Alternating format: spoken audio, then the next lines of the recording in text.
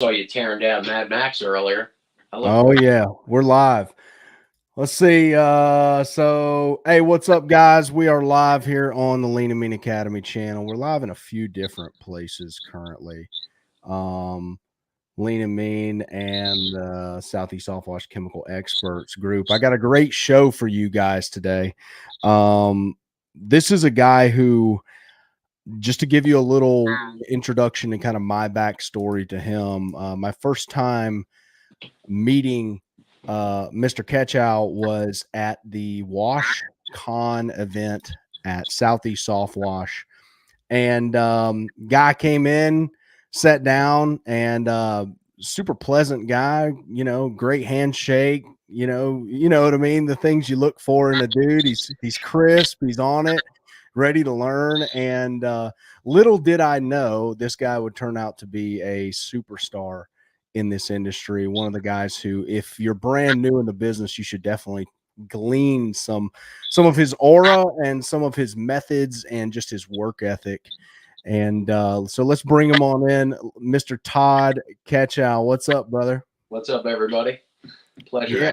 Pleasure. Yeah, dude. Well, I'm glad you're here. I know we've been wanting to do this for a while now, and I saw you again at Serious Starter Yeah. event here recently. And as always, dude, it's just a pleasure to see you and a pleasure to hear that you're crushing it. And so, how you been?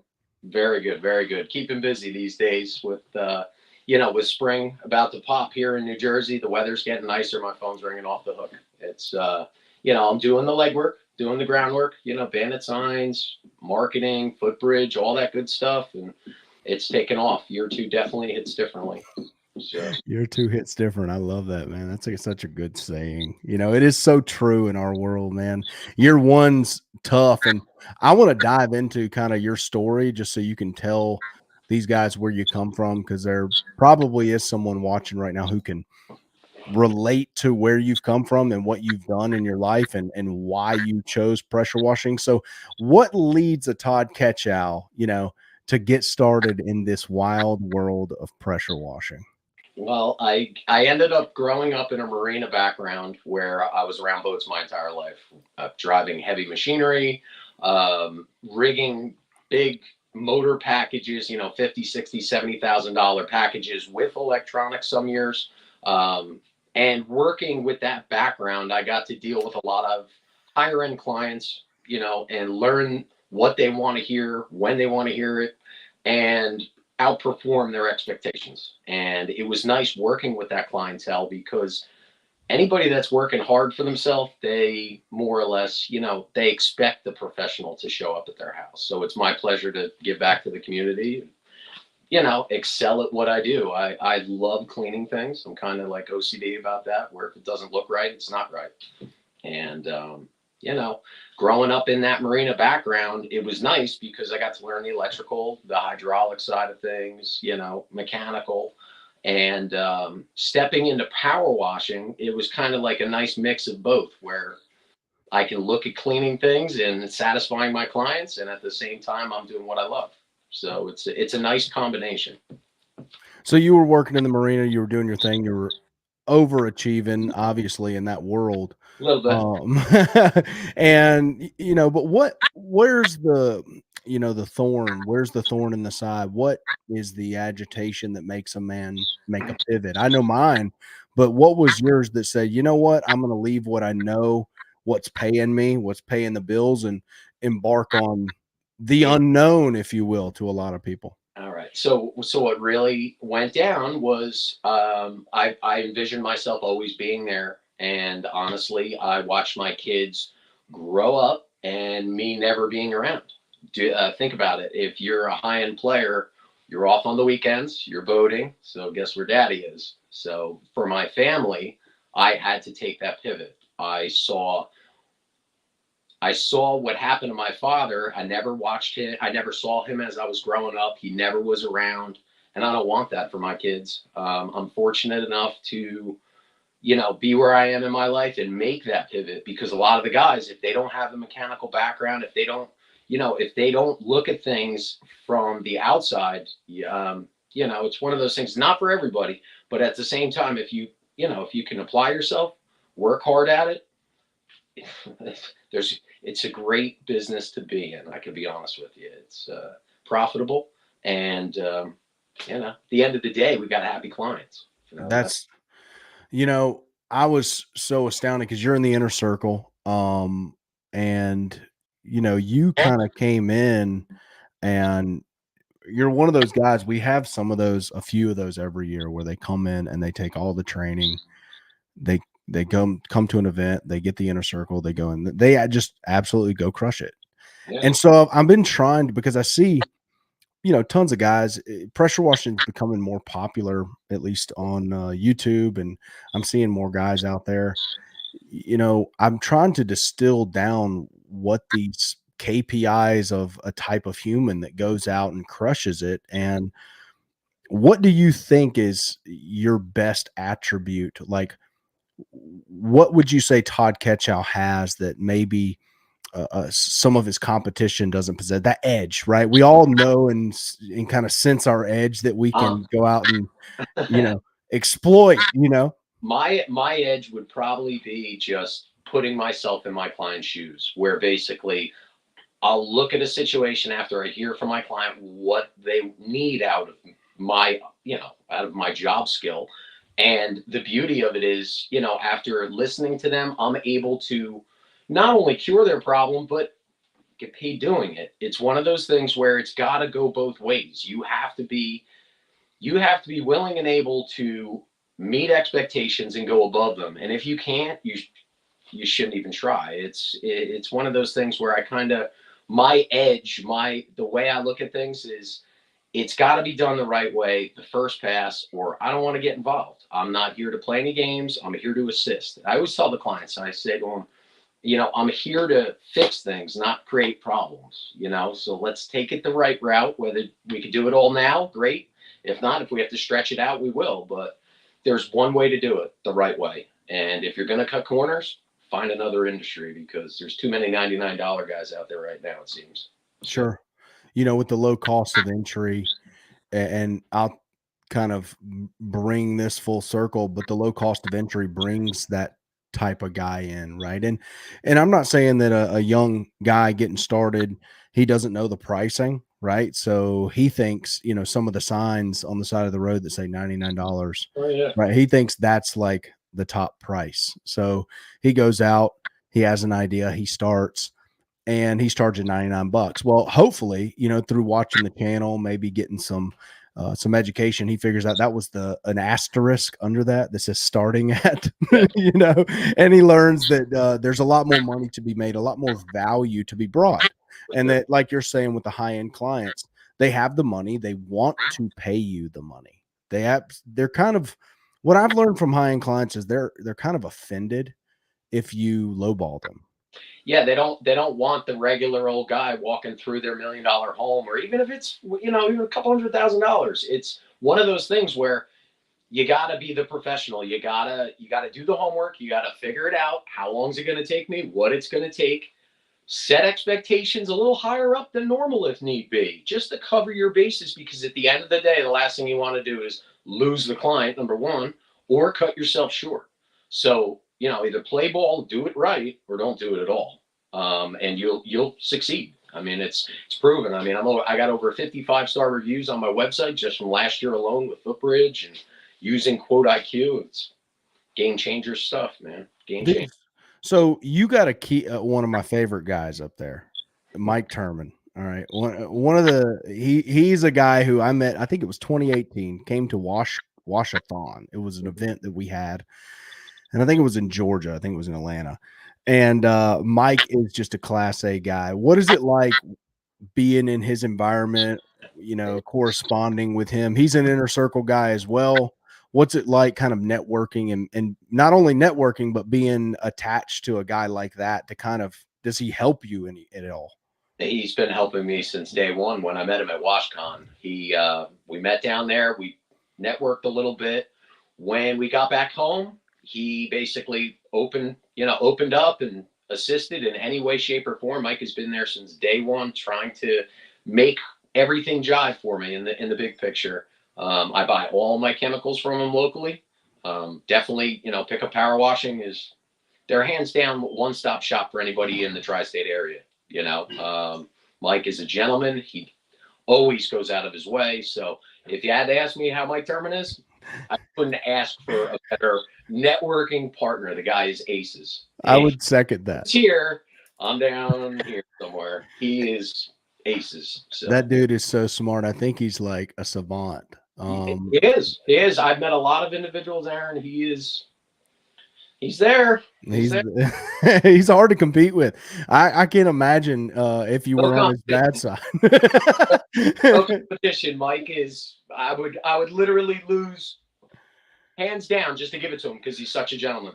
You know what I mean? I'm not in it to be the competitor. So I'm in it to do the right thing for my clients, make some money at the same time, and help people up along the way. Because a couple months back, I was in the new guy's shoes, not knowing anything, not knowing anyone in the inner circle. So the best advice I can give anybody who's watching right now is buy into the schooling, go to whatever you can, watch the videos, pay into it, and you can make double or triple in probably the first month.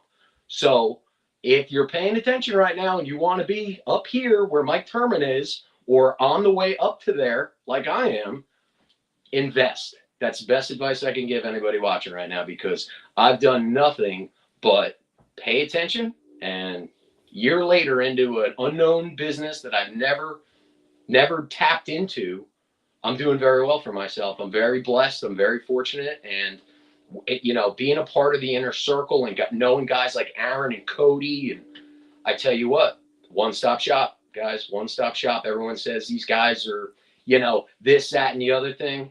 I shut them down because I'll be honest with you, I'm living proof that it works. So I think we have, some of the chirpers out there. A, it's jealousy, but B, 85% is just jealousy. Yeah, it's haters. It's haters. And the other 20 is like, we don't put up with BS, and they think it's Walmart, so we should have to put up with BS, and we just don't, like, at all. Like, no, not at all. Yeah. So it's one of those things where, like, that's you guys are my crutch, where basically I came into it not knowing much of anything. And I tell you what, just by paying into it, investing in myself with the help of these guys, sky's the limit. Sky's the limit, especially after the first year and what I saw and what I'm capable of. If you're willing and able and have a half a clue, you'll be all right. You'll be all right. Todd, because I do this in other facets of my life as well. I'm a part of different memberships and groups that I pay into monthly, and have paid initiation fees to be a part of, thousands and thousands of dollars. Right.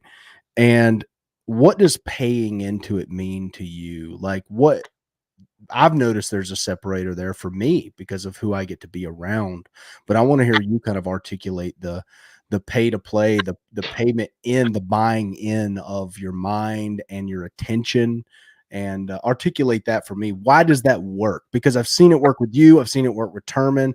I've seen it work with a bunch of other guys, and they're all out there crushing it.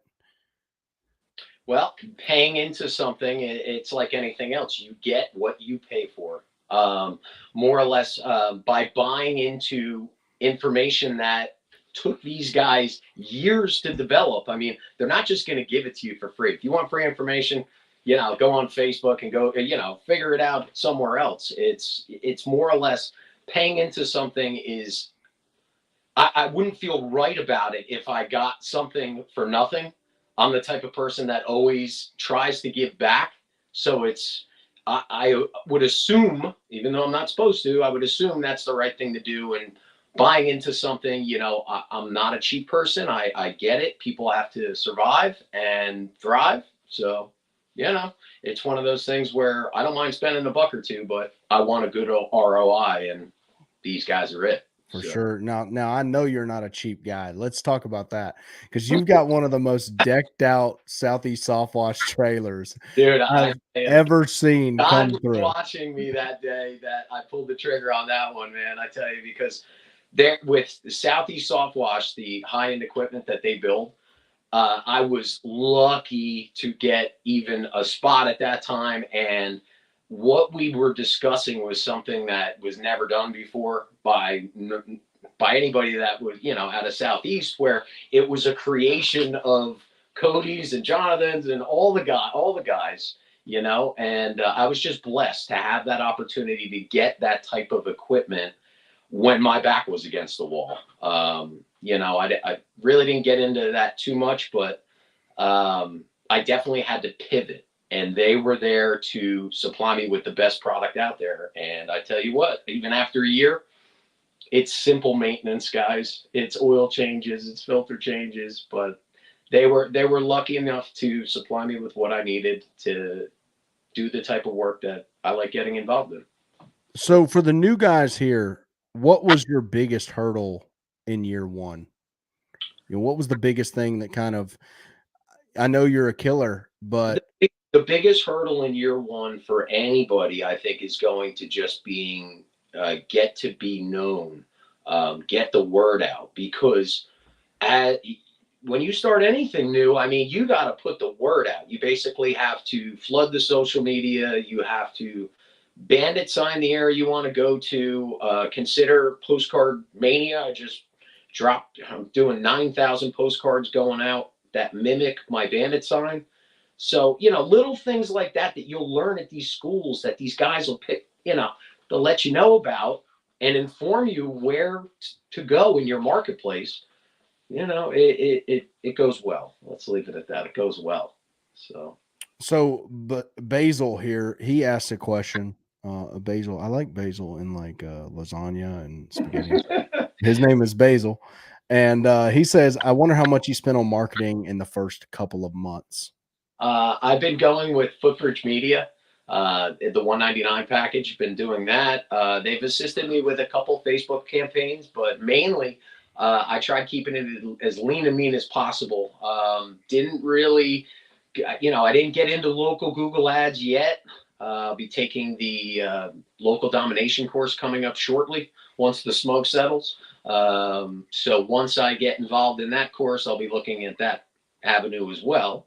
But first year, I would say I spent somewhere in the neighborhood of a little over, say, $5,000 to $6,000 between just the bandit signs, and then the back end stuff, maybe another couple $1,000. You got to look at it, guys, as if it's a couple roof washes or a couple house washes. You got to take that 15 to 20% and reinvest, or otherwise you're spinning your wheels. You got to let people know, and you got to keep the word going. Um, that's the best advice I can give you, is don't stop your marketing. This is one of those things, and I want to hear your articulation because we talk a lot about that, like the reinvestment side of it. But for a guy coming from, the 9 to 5, the corporate world, Mm-hmm. whatever, like how does he cut the learning curve on the expectation mentally of what it really takes to win? That's something that you did super fast. A lot of guys, it takes them year and a half to even get in the groove of understanding the amount of reinvestment, the amount of effort. How did you cut that, and what should they do? How do they get there? Because most guys I see, I'm gonna Todd, I'm they gonna be don't they straight don't up. understand that. I had to I had to put myself in a very uncomfortable position to do what's right for my family. Okay. And by doing that, by putting your back up against the wall, you'd be amazed, when you're just about to sink, you'd be amazed how good of a swimmer you are when your back's up against the wall. And what I did was I just invested in great equipment from Southeast Softwash, followed these guys, Aaron, Cody, Justin, Mike, and just follow what they're teaching you guys for free for the most part, and by doing that, it just it catapulted me, and I would have never have thought that I'd be where I am today. But honestly, if it wasn't for these guys, and me not investing in myself, wouldn't have happened. That makes me feel good, Yeah. because I like to think some of our stuff is underpriced, but to Now, hear, it's I'm going to be for honest, you have to spend the money to make money. That's where it's at. You have to be able, and if you think you're going to go into any business without that safety net, without that couple $1,000 put aside, don't. Don't make that. You want to be able to plan for those rainy days. You want to be able to know your strengths, know your weaknesses, and make good decisions with a level head for the people you love. And honestly, it was a tough one for me to pivot on, but I'm reaping the rewards now. Reaping the rewards now for all the hard work and sleepless nights, and it's worth it, guys. You have to put your back up against the wall, and if you feel comfortable doing it and you're a good worker and an honest person, go for it. Go for it. That's a good answer. How Todd, David asked, how do you budget your startup in the beginning? Like, what was your mentality on doing, your budget? I had a little nest egg put aside, and more or less it was one of those decisions where I wanted to spend it wisely. It was a combination of things, between spending money on marketing and the equipment. I had to make the best decisions possible. So no matter how much you have in the bank or what you think that safety net is, just look at the big picture and just know that you'll be spending at least 15 to 20% in marketing if you want to keep the ball rolling. So I got a question here. We talked a little bit about your rig from Southeast. I want to know, and I think I know the answer, but I want to know, why does Todd buy a rig over building a rig?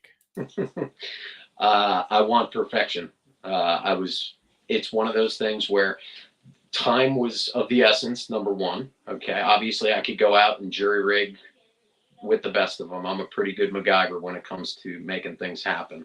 But when it comes down to needing perfection, there was no other choice. I wanted a Southeast Softwash trailer, whether I had to wait a little longer than expected or not. I strive for excellence in everything that I do. You'll find that about me. It's the right way, or I'm not doing it. So I needed the better equipment, and Cody and his 5-star team. There was, just from the first conversation with Jonathan, it just got better and better. And knowing that they were there to help, they were there to kind of guide me towards what I really needed to succeed. So. Hoff Powers in the chat. He says his spirit animal is Todd Ketchow. Seems good, like a good guy. Hopefully we can meet up at one of the events, buddy. Yeah, man. Well, Todd, man, it's been fun, dude. I would tell you, it's been one of the biggest pleasures watching you grow, and thank you. Watching your positivity through the process. And there's like zero excuses for the guys watching. If you want to model a guy in this industry who is just over a year old but crushing, right? Sometimes it's hard to see the startup in a 20-year veteran, like, where did he get started? But Todd is one of those guys that some of you can latch onto and say, hey, I'm watching the way he moves. I'm watching what he does. He's a year and a half old into this, and he did 135K his first year. Maybe you model success and watch Todd and, plug into him.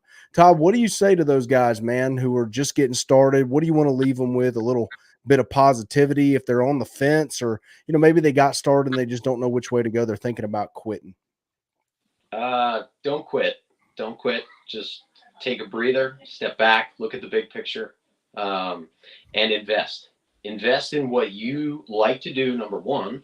And if you like to wash things and clean things up, these guys they're awesome. My family is going to be very thankful for the opportunity, for everything these guys provided me and mine. So, I would have to say, just follow these guys, listen, learn, and invest in what you love. And you'll land on your feet. You'll be all right. Todd, thanks for coming on the channel, man. It's been a pleasure always watching you, dude. And I hope to see you down at HQ here soon again. I know I will. All right. And guys, listen, if you are thinking about getting started in the business, you're brand new, I want to urge you to get into the inner circle. Now, what is the inner circle? It's up here on my channel. I'll put a little banner down here for you to look at. It's at pwcourse.com. Now, listen, Todd is in the inner circle. Mike Turman's in the inner circle. Cody Yarbrough's in the inner circle. This is a private group that we have that us and about 350 other really serious guys are a part of. And I am blessed and fortunate to be surrounded by such killers as Todd and Turman and Ben Wilson and Ashley Westfall. I could go down to LaMarco Hilby, like some of these guys who have come from all different walks of life, plugged into pressure washing, and truly change your life. If it's something you want to do, we'd love to have you in their circle. If you're a serious guy, that's all it's for. So no riffraff in there whatsoever. We're rooting each other on. Todd laughing in the background. We only root each other on in there. So I want to see you in there. I'll see you guys in the next video. Peace. Let's see who's in the chat. High Tickets the Move, One Truck 500K, Hoff Power. Let's go. Yeah, man.